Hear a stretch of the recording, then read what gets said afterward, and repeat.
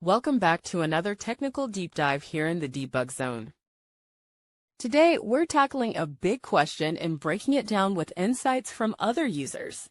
Hopefully, this clears up some misconceptions and helps you get the answer you need. So buckle up, stay a little curious, and let's jump right in.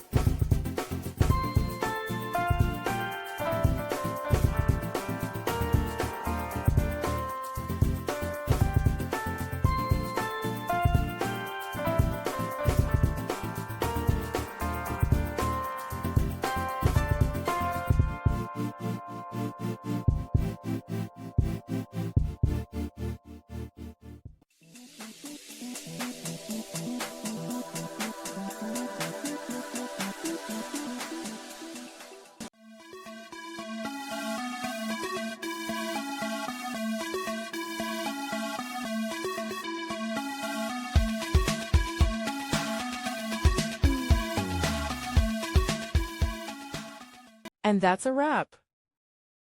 I hope you found the answer you were looking for. If you did, take a second to hit that subscribe button. It really helps out.